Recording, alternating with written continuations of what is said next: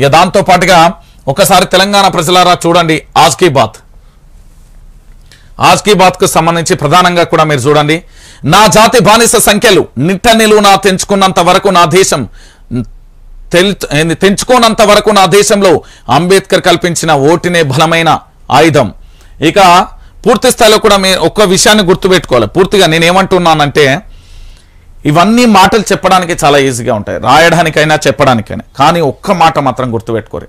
Doctor Babasaheb Ambedkar రచించిన భారత రాజ్యాంగం ఎప్పుడైతే పూర్తిగా అమలవుతుందో రాజ్యాంగంలో ఉన్న సంబంధించిన ప్రతి అంశానికి సంబంధించి పూర్తిగా కూడా ఏం చెప్తున్నానంటే ఇక్కడ రాజ్యాంగానికి సంబంధించి ఎవరెవరైతే అవహేళన చేసి ఇష్టం వచ్చినట్టుగా మాట్లాడుతారో వాళ్ళందరినీ బొక్కలేయ.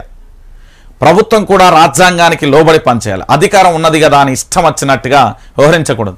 ఇప్పుడు మీరు ఏంది అసెంబ్లీ ఎన్నికలలో మార్పు కోరుకున్నారు, మరి పార్లమెంట్ ఎన్నికలలో మీ వ్యూహరచన ఎట్లా ఉండబోతుంది? ఓటర్ మహాశయులారా ఆలోచించండి. ఒకసారి మీరు ఆలోచించి చాలా నిర్ణయం కూడా తీసుకోవాల్సిన పరిస్థితి ఉంటుంది, ఖచ్చితంగా కూడా ఉండాల్సిన పరిస్థితి ఉంటుంది.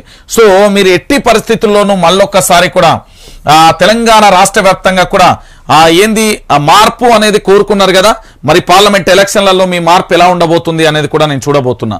ఇక తిరిగి హస్తునాకు ముగిసిన రాష్ట్రపతి ద్రౌపది ముర్ము శీతాకాల విడిది ఘనంగా వీడుకోలు పలికిన గవర్నర్ తమిళసై సీఎం రేవంత్ రెడ్డి సహా పలువురు నేతలు. ఆనవాయితీలో భాగంగా కూడా శుక్రవారం హెడ్ టు హోం నిర్వహించిన రాష్ట్రపతి ముర్ము మంచు కూడా ప్రధానాంశానికి సంబంధించి అంటే శీతాకాల విడిది కోసం ప్రతిసారి తెలంగాణలోని మన హైదరాబాద్కు రావడం సర్వసాధారణం. వారు ఇక్కడ విడిది చేయడం వాళ్ళకి అన్ని రకాలుగా కూడా మనం పూర్తి స్థాయిలో కూడా అక్కడ అన్ని రకాలుగా కూడా అంటే పూర్తిగా కూడా రాష్ట్ర ప్రభుత్వం కూడా అన్ని రకాలుగా కూడా ఏంది రాష్ట్రపతి గారికి సంబంధించి ఏర్పాట్లు కూడా చేయడం ఆనవాయితీగా వస్తున్నది.